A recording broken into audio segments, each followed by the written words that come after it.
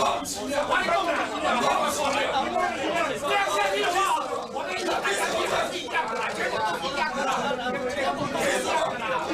你凭什么？你凭什么？这不是这样子吗？你凭什么？你这不是可以这样子吗？笑我！还笑我？我就被你搞完了。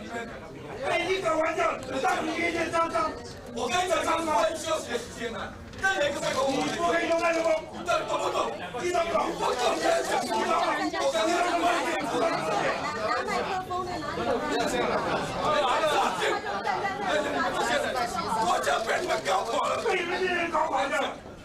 就是你对大陆主义妈的，一天到晚往中国大陆跑，所以跑完就是说，妈的，军购啊，军购到跑啊！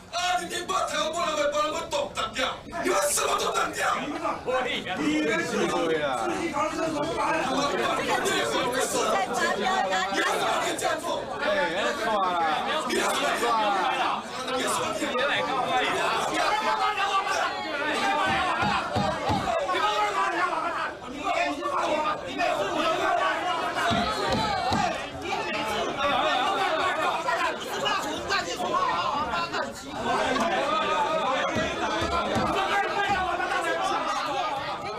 当时因为美国政府批准对台湾出售8艘柴电潜舰 P3C 反潜机爱国者3型飞弹，扁政府向立法院提出6108亿的军购特别预算，却遭到国青联手一再阻挡。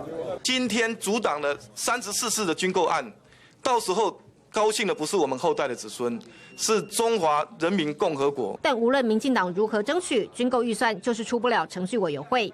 唯独2005年12月，担任召委的赖清德，趁国青立委只有4人在场，发动突袭表决，复委通过。第一次程序委员会发挥应该有的功能，全数照列，可是没有意义，因为到宴会我们全部还是再退回来。对，因为程序委员会呢。拢用野手的，咱较野就野输人。迄阵你嘛无咧讲和平，就反正就是无要互你买安尼呢。咱就讲哦，这袂使动哦，袂使的，因就是外晓摆的毋免讲遐济啦，就表决就对了。